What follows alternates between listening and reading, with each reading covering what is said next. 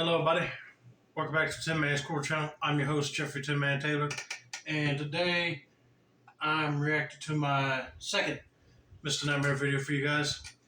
This was 3 Disturbing True Road Trip horror stories. So without further ado, I'm going to turn these lights off, move the camera up here for you guys, and let's get this reaction on the road in the bag. Okay, here we go.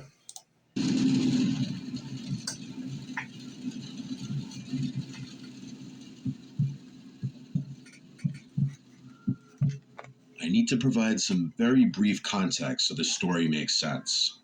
I go to a public university in California. It's part of the UC system. Some UCs like UCLA and Berkeley and Santa Barbara are much bigger, while others like mine are much smaller. Most of the big ones have their own version of what's known as a dedicated tour day, where all the incoming students go to that respective campus to tour it. But really, it's just an excuse for all the current students to throw crazy all-day parties. Berkeley's is called Cal Day, and Santa Barbara's is called Deltopia, just to give a few examples. Now, my campus is about a 2.5-hour drive from Santa Barbara, but it's sometimes customary for students from other campuses to make the drive to bigger schools for that one day. I've never really been one to party like that, so it was never something I did. But a few months ago, I realized it was my senior year and I'd never get the chance to go again. So when they asked me if I wanted to come with them to Santa Barbara's Deltopia, I decided to say screw it and just went. Yeah, if you're a college student and you get an invite to go to another college for a big party, you shouldn't turn that down. You might as well go and enjoy yourself just to get away from your campus for a while. We drove down that Friday afternoon, the day before all the major festivities. The car was completely packed out. Hunter was driving, and the other friends joining us were Damon, Benjamin, and Armand. We're all above 6 feet tall, so the journey was painfully cramped, but it went by quickly with some good conversation and music. Once we got to Isla Vista, we spent the better part of an hour looking for parking with no luck. I'm not exaggerating about the parking situation. That's how popular Deltopia is. Just as we were about to give up, Hunter activated his charm and convinced a sorority girl to let us park in her designated spot. We all got a good chuckle out of that. So everything was going according to plan. Hunter's sister is a junior at UCSB, and she agreed to let us all crash on the floor of her apartment. That might sound a little ratchet to some, but during Deltopia, having a place to sleep is practically a golden ticket. Her and all of her roommates were super chill, so we decided to party with them that night, even though Deltopia technically didn't start until the next morning. There's one more thing I have to mention. Hunter is a really friendly guy, and because of that, a ton of people know him. He has this one friend named Amir, who's a little problematic. I'm using the word friend pretty generously here. Amir is one of those guys who clings to social circles without ever really being a part of them. Oh boy, you got one of them guys that don't have that many friends and just clinged on to the friendliest person they could find. I'm sensing danger here. He might be troublesome and might start something. But I don't want to jump ahead to any conclusions, so let's continue on and see what happens next. He's insecure, loud, oblivious, constantly seeking validation, and somehow makes every conversation about himself. And before you call me out for gossiping, Amir has done a lot of messed up stuff to my friends and I in the past, so I've earned the right. Amir had mentioned to Hunter a while back that he was also going to Deltopia. There was never any real conversation about where he'd be staying or who he was going with. He wasn't part of our plan, and none of us had brought him up on the drive down. About an hour after the crew settled into Hunter's sister's place, we decided to make an alcohol run for ourselves and her roommates. As the 5 of us were leaving the liquor store with our purchases, who do we see but Amir, just standing there on the curb with his hands in his pockets. No one said anything. We just kept walking towards the apartment, and he sort of fell in step with us, like he'd been there the entire time. The first thing out of Amir's mouth, once we were a few blocks away from the store, was, "Why are you guys so surprised to see me?" Was this kid brain dead? Of course we were surprised to see him. There was never any plan to meet up with Amir, let alone hang out with him. Yeah, that was a stupid remark. If they did not plan to hang out with him or meet him somewhere, then he's stalking them. Probably figuring out where they go and pretty much lure him somewhere else. I don't know. I'm confused too. And as far as any of us knew, Hunter hadn't even told him where we were staying. We all kind of ignored him and just kept walking, unsure of how this was going to play out. Things immediately escalated once we got back to the apartment. Amir asked if he could use the bathroom at our apartment, and then ran ahead of us when Hunter reluctantly agreed. When Hunter's sister answered the door, Amir walked right up to her and said, "I'm staying here," before stepping past her without waiting for a response. She obviously didn't know who Amir was, but just assumed he was part of our group. When Hunter realized Amir had lied to his sister, he was livid. I could go into extreme detail about what happened first, but here's all you need to know. Hunter told him straight up he had to leave, that he wasn't welcome there, and that lying to his sister was crossing a line. Amir didn't go quietly. He stood outside the door for another 20 minutes, trying to argue his way back in. Hunter's not the guy you want to mess around with, so Amir eventually took the hint and left. We got wasted after that, and admittedly, Amir was all any of us could talk about. We realized later that night that Hunter had been sharing his iPhone location with Amir, meaning Amir had stalked us to the apartment. But anyway, the next day was a blast. Deltopia certainly lived up to the hype. Most of the shenanigans were done by late afternoon, so we met up with 5 of our other friends, and the 10 of us found ourselves chilling back at Hunter's sister's apartment. We filled the rest of the guys in about the Amir situation, and they found it just as odd as we did. Man, it sure does look like a blast of people just hanging out on top of rooftops and bouncing around the music. Almost reminds me of the crowds that you see at state fairgrounds. I would be mad if I found out one of my friends was sharing a AirTag location tracker thing with somebody else that we don't barely know, and that person was able to use it to stalk where we're at. That ain't right. You need to turn that thing off and make sure he don't be able to use his to track where you guys go next. One of our other friends, Rylan, said he was pretty sure he had Amir's location. He immediately checked it, and his jaw actually dropped. He turned the phone towards us, and I swear to God, the little blue dot was showing up basically on top of us. As soon as we mentioned it, though, the dot started moving away quickly, like Amir had been spying on us from a car and was now driving away. It was bizarre. Him showing up a second time was borderline psychotic, especially after Hunter had explained to him why he wasn't welcome there. We probably should have taken the whole thing more seriously than we did. That behavior was extreme, even for Amir. Instead, we all just laughed about his weird obsessiveness and continued partying. That night, after we had all crashed, I woke up randomly sometime well after midnight. I barely had time to process my surroundings when I heard glass shattering from somewhere deeper in the apartment. I shot up off the floor, looking around to see if anyone else was awake. No one was, probably because everyone had gone to sleep completely wasted. I realized pretty quickly that no one else had heard it, and if someone had broken in, I was the only one who could do anything about it. I didn't have a weapon or anything, so I just grabbed an empty wine bottle off the floor, took a deep breath, and started creeping toward the noise. My heart was pounding. When I entered the living room, I saw the sliding door that led to the balcony had been completely shattered. A huge rock sat in the middle of the floor, surrounded by glinting shards of glass. I didn't need convincing. I knew Amir was behind it.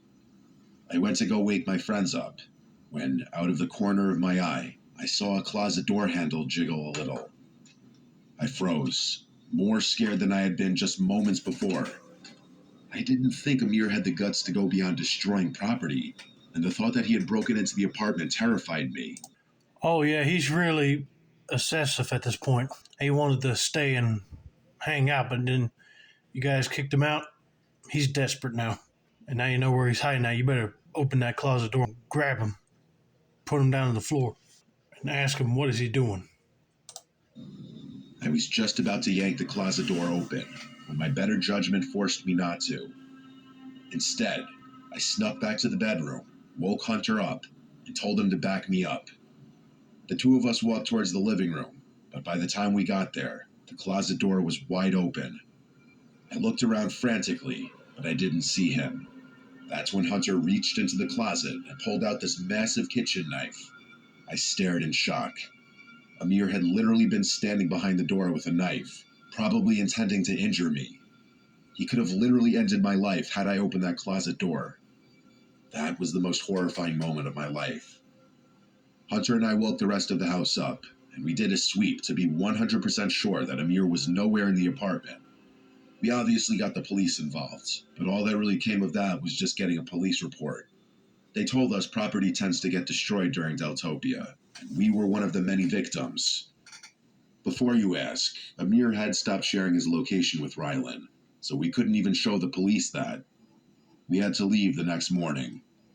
Hunter was freaked out about leaving his sister and her roommates there, especially knowing that Amir had managed to sneak in there once already. Before we got in the car, he pulled out his phone and typed out this massive paragraph to Amir. I'm not going to air it out here, but you can guess what was said. The message never delivered, though. Amir had already blocked him. We all pulled out our phones and realized we had all been blocked too. Over the next few weeks, none of us heard from him. It was like he had fallen off the map completely. I still can't wrap my head around all of this. As aggressive as Amir often pretends to be, he doesn't have a history of violence. In fact, I've always thought of him as a little passive. He knows where all of us live, so I'm still worried, even while writing this out, that he's going to do something drastic. I'll send an update should something happen. Yay. Thank God you went against your own better judgment and went to go get your friend. Because if you opened up that door by yourself, he probably would have stabbed you with that big knife. Jeez Louise. I mean, I know the guy is mad of not being able to stay with them, but he's taking it way too far. Like he just snapped. But then he blocked their numbers just so they wouldn't try to contact him ever again. But like he said, he knows where all of them live at. I'd be scared too for him if he tried to do something at their houses. But hopefully he don't do nothing that crazy, and thank God nobody was hurt at this event. All right, let's get to story number 2.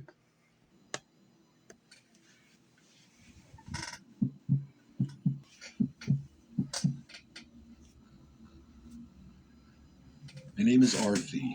This happened a pretty long time ago, but I'd say I still remember about 90% of the details vividly. It was late April 1996. I was fresh out of basic training, and I had just been assigned to an airbase as a communications specialist in San Angelo, Texas. Being stationed in Texas was great for me. I'm originally from Mississippi, and part of the reason I enlisted in the first place was to get as far away from home as possible. I was 24 years old at the time. My closest friends on base were a guy named Seabass and a girl named Kay. I've since lost touch with them, but back then the three of us were inseparable. It was a warm weekend, sometime in early April, when Seabass proposed taking a road trip to Austin for the day to experience a change of scenery. Kay and I were also getting sick of the base life monotony, so we agreed. Kay offered to drive, so we packed her SUV with our stuff and hit the road that same afternoon. Not only do you get a chance to travel away from your home, but you also get to have some downtime if you're not doing nothing on the base. That's cool. But let's just see where their story goes, shall we? About an hour into the drive, we were on a mostly empty stretch of highway when Seabass spoke up. He asked us if we had seen the car behind us pull up from the shoulder right after we had passed. I looked back and saw a dark-colored Tahoe or something similar trailing us at a steady distance. I hadn't seen it pull off the shoulder, but being as we were on the highway, it wasn't exactly the weirdest thing.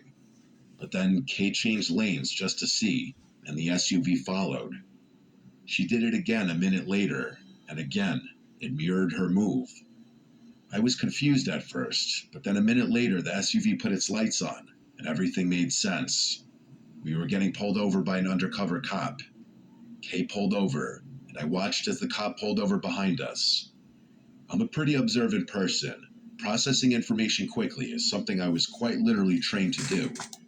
Oh, yeah, you got to be careful when you're on the road nowadays because there's cops with those unmarked vehicles, and they hide in plain sight, and when you go speeding down the road, they'll get you.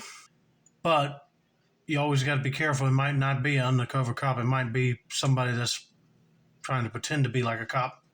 If they got a plan to get away from this supposed cop, they should think about moving right now, or call the 911 operator and tell them what the car looks like and ask them, do they have a patrol unit out there? If they say they don't, it's not a real cop.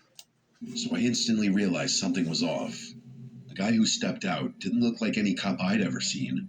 He was wearing all black tactical gear, but nothing on him that said police. The only thing even remotely official looking about his uniform was a patch on his arm that said something I couldn't read.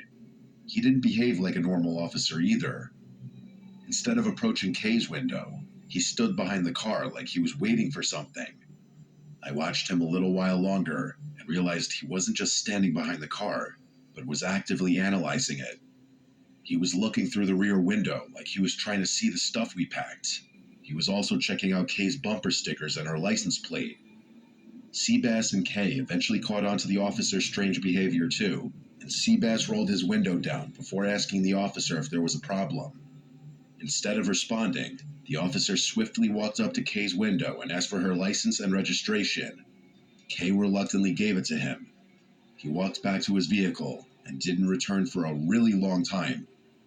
The three of us started whispering about how strange this whole encounter was getting, but we weren't sure what to do.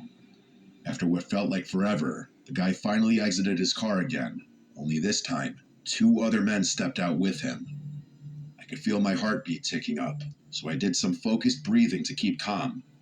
The original officer walked back up to Kay's window and asked her if her father was in the army or something.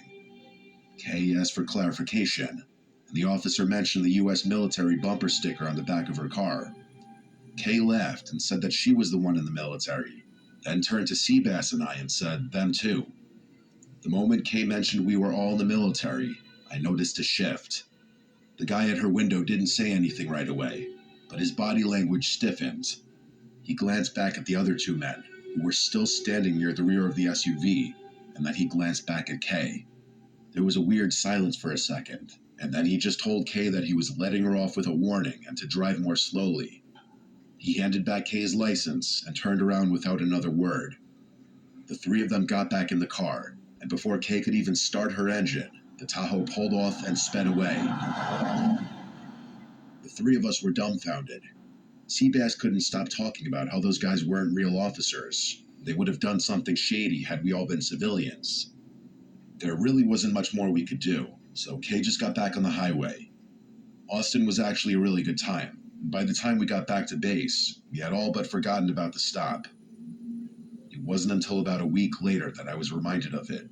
I was sitting in the rec room watching the local news with Seabass when a story came on that made me freeze up.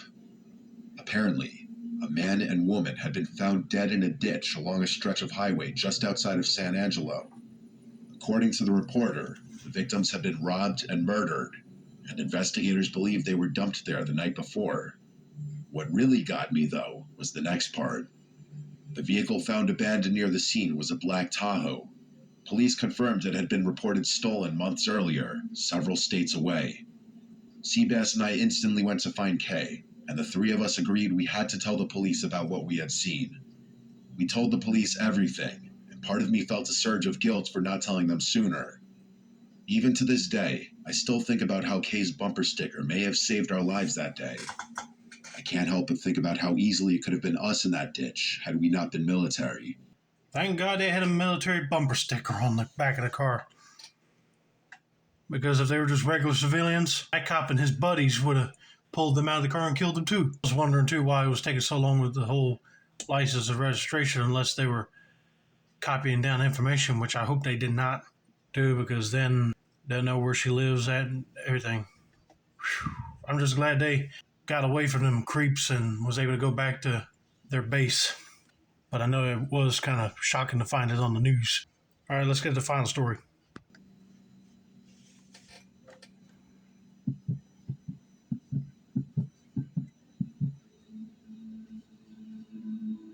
I've always been a really private person. That's part of the reason I've waited so long to put this story out there. I can't think of many worse things than this story getting traced back to me somehow. But I was recently thinking about how it would be a shame to leave this earth without circulating it. So here it goes. I just want people to know that I'm really stepping out of my comfort zone doing this. About 10 years ago, I was on a solo road trip from West Patterson, New Jersey to Fort Worth, Texas. I was on the way to visit my parents, whom I hadn't seen in a while. I'd moved out of Fort Worth years earlier and hadn't been back much since, so this trip felt overdue. Somewhere in the middle of nowhere, maybe Arkansas or the edge of Oklahoma, I can't really remember exactly, my car started acting up. I tried to ignore it for a while, but eventually I had no choice but to pull over. There wasn't much around, just trees, open field, and a long empty road behind me. I popped the hood and started poking around, pretending I knew what I was doing. I didn't. I was just sort of killing time, but I didn't want to admit that I was basically helpless. I figured I'd poke around for a bit, and once that failed, I'd call AAA. I didn't actually have AAA, so I was really pissed because I knew they'd charge me an arm and a leg. A few minutes later, though, I heard a car pulling up behind me. It was a nondescript, white pickup truck. I remember noting to myself that it didn't have a front plate, or at least not one I could see. The driver's door opened and a man stepped out. If I had to guess, I'd say he was in his mid-30s, maybe a little older, but worn down in a way that made him seem older than he probably was. He had curly hair and a long, uneven beard that looked like it hadn't been trimmed in years. He seemed like the kind of guy you could tell worked with his hands a lot, if that makes any sense. He honestly kind of looked like an older version of me. Same build, same height, same hair color, just a bit less well-groomed than I am. He walked over slowly, giving my car a once-over as he approached. He didn't ask if I needed help so much as assume it. Before I even said anything, he was already leaning over the engine like he knew what he was doing. I spoke up and told him what happened, then thanked him for stopping to help me. He told me he was a mechanic, and based on how quickly he got to work, I didn't question it. I was already thinking about how I could repay him for the help when he said something that kind of surprised me. After a minute or two of fiddling, he stepped back and gave the engine a look that didn't exactly inspire confidence. He muttered something about needing a compression tester. Apparently, without it, the car wasn't going to start no matter what. Then he glanced over to his truck and said his friend, another mechanic, might be able to bring one over. I honestly had no idea what the part even was that he was talking about, but he seemed genuine, so I believed him. I thanked him again, and he pulled out his phone, presumably to call his buddy. He froze up for a few seconds while looking at his phone screen, and then put his phone back in his pocket, saying it was dead. He then asked if he could borrow mine to make the call. I didn't even think twice about it. I pulled my phone out of my pocket and handed it to him without a second thought. He took it with one hand, and then, almost in the same motion, he reached into his jacket with the other and pulled out a gun. I instantly knew what was about to happen. He didn't say much, just told me to sit down on the shoulder and not try anything stupid. His voice didn't shake. He'd clearly done something like this before, or at least thought about it enough for it to seem practiced. I did what he said. The whole thing felt strangely calm, like we were both just going through something totally normal. He rifled through my pockets and took my wallet, my backpack from the passenger seat, and even had me show him the password to my phone. Then he drove off, and that was that. I had literally just been robbed on the side of the road. I know I'm speaking about it calmly now, but you best believe I was livid at the time. I don't think even now I've ever been more angry in my life. Unfortunately, there's more to this story. Much more. I'm not going to get into too much detail, but someone eventually did stop and help me. After getting my car started, they were even nice enough to give me directions all the way to my parents' house so I could do it without my phone. I made it to Fort Worth later that night, and given the circumstances, my visit with my parents was actually really nice. The next few weeks were a blur of canceling cards, replacing IDs, updating passwords, and basically recovering everything I'd lost. It was annoying and time-consuming, but I eventually squared away as much as I possibly could, and I got on with my life. Fast forward like 6 months, and that's when things started to hit the fan. One day, I got a letter in the mail from some bank I didn't recognize. It was addressed to me, thanking me for opening a new line of credit. I figured it was a scam at first, or just some kind of junk mail, but then another one came. This time from Best Buy, with a card I'd supposedly opened and already racked up over $1,000 on. The charges were all from a random town in Tennessee. At first, I was more confused than anything, but that's when it hit me. I had forgotten until that exact moment that my social security card was likely in my wallet when I had gotten robbed. And now, the guy who had robbed me had everything he needed to become me. The next month of my life was a living hell. My credit report was a mess. Hard inquiries, new cards, balances I didn't spend. It felt like every day there was something new. If any of you have dealt with identity theft, you know how hopeless it can seem. I filed a report with the FTC, placed a fraud alert on all 3 credit bureaus, and even froze my credit. I went to the police and gave them everything I had, but without a name or a license plate, they apparently couldn't do a thing. I filed a formal report anyway, just to have a paper trail. I even called the local police departments in each of the towns where fraud had occurred. I followed every step you're supposed to follow, but somehow it wasn't enough. Things kept escalating. Whoever was stealing my identity was being extremely cautious about it. A few weeks later, I got a call from my health insurance provider. Someone had received emergency care under my name at a hospital in Georgia. It wasn't just a billing issue. There were now records in my file that didn't belong to me. Stuff that could actually screw me over if I ever landed in the hospital and couldn't speak for myself. I obviously reported everything to the police again, but that was the last straw for me. I decided to take matters into my own hands. From then on, I transformed my whole lifestyle and spent every ounce of my free time trying to track down the perpetrator myself. I set up Google alerts for my name and any recent cities tied to the fraud. I checked my credit report constantly. I scanned forums and dug through social media. I did everything I could think of. One night, on a whim, I decided to start checking Craigslist. I focused on cities tied to the fraud, places where charges had shown up from or mail had come from.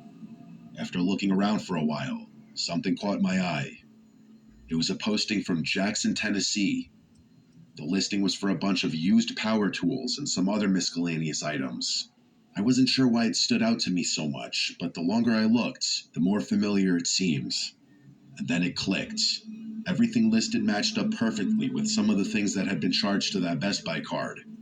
I sat there for a while, unsure what to do. Eventually, I responded to the listing, saying I was interested in a couple of the items and asked if they were still available. I debated trying to attach a tracker link or something clever, but I didn't want to spook whoever it was. If it was him, and he got even a hint that someone was onto him, he'd vanish. So I kept it simple. To my surprise, it didn't seem like the guy was onto me at all. After exchanging some emails over the next few days, he gave me a time and a public place to meet, and he told me to bring cash. The meeting was supposed to be the next day. I debated driving all the way to Tennessee myself, but I couldn't bring myself to. There's no telling what I would have done to that guy had I seen him in person a second time. Okay, before he goes confront this guy in the story, let me give you my thoughts. First of all, if your car breaks down, it's always best to have AAA on your phone or like be a member with it already. Because if it charges an arm and a leg just to get it towed or get gas for it or a new tire, then you're screwed. And two, if somebody just pulls up out of nowhere with no official AAA tags on it, then you know it's not them, and there might be some people that might plan on robbing you. That guy should have been more careful about trusting him and giving him the phone, because he was going to take it and pull his gun out anyway, rob the rest of your stuff. I'm mad that there's people like that in this world that would take advantage of you while you broke it down on the side of the road, act like they're going to help you, and then pull a gun on you to steal your stuff. And then the fact that he completely forgot about the guy robbed him months later when he went back home, it's mind-boggling. I mean, you would think that you would still remember that until you're dead. And I would be mad too if I kept getting letters in the mail, but it won't even stuff I even purchased or open up a new credit score line or whatever we was talking about. That's an automatic report. This is when you need a LifeLock right here. Then people are going to use your identity to open up new accounts or buy stuff on your credit score, you know. And it always comes back to bite you in the butt. But let's just see what he does at this meeting. See if it's the same guy. So instead, I called the police department in Jackson to see if they remembered my case. They did, and I basically pleaded with them to help me out. I gave them everything I had and damn near prayed. By some miracle, they told me the details lined up just well enough for it to be worthwhile. They said they'd at least talk to him and see if there was any information they could get out of him. The next day, after a little back and forth, I got the guy to tell me he was driving a red pickup truck. I communicated that with the police and waited. After legitimately several hours, they called me. When they told me what had happened, I wanted to drop on my knees, I swear on my life. The officer told me that as soon as the guy spotted the patrol cars near the meetup spot, he immediately sped out of the lot. He didn't even try to play it cool. That alone was enough to raise red flags, so they followed him. Not long after, the guy ended up losing control of his truck and crashing into a ditch. It wasn't a major accident, but it was enough to get officers legally involved beyond just a casual questioning. According to them, he was a total wreck, visibly shaken, panicking, talking in circles, you get it. As soon as they even mentioned the Best Buy items, he folded. He admitted he didn't know where the stuff had come from, that it wasn't his, and that a friend had given it to him, and he had independently decided to resell it. It could not have been more perfect. The guy ratted out his friends, and with his cooperation, the police were able to acquire enough evidence to arrest the real perp. I've never felt more relief in my life. Like I said earlier, I'm not trying to have this traced back to me, so I'm going to keep things vague from here on out. I will say this much, though. The guy who robbed me wasn't acting alone. Turns out there were 3 of them total. The craziest part is that I wasn't the only victim. From what I was told, they'd been targeting travelers and isolated drivers up and down a few different interstate corridors, mostly in the south. Eventually, all 3 of them were caught, charged, and put in jail. I'm not going to say much more than that, but what I will say is justice was served. I'll be getting down on my hands and knees too, thanking God, because that guy was probably thinking he would have gotten away with it if his friend posted that stuff on Craigslist that he got from Best Buy and other places. But if his friend did not know about what happened or was not involved in them highway robberies, basically, then he shouldn't have not gotten to his truck and bolted like that, and he wouldn't have wrecked his truck. But thankfully, he cooperated, and they got not only the guy that robbed this guy, but the other 2 that were involved in jail. But yeah, somebody pulls up and acts like they're going to help you, and they say, "Can I borrow your phone?" and they got their hand in their pocket. That's going to be a sign that they got a gun and they're going to rob you. I'm glad he got that solved, and he don't have to deal with that no more. But I hope you guys enjoyed this video. Don't forget to like, subscribe, turn on post notifications for more Mr. Nightmare content like this. This has been another successful installment of the Tin Man's Corner channel. I'm your host, Jeffrey Tin Man Taylor. I said that's a wrap, and have a nice day, y'all.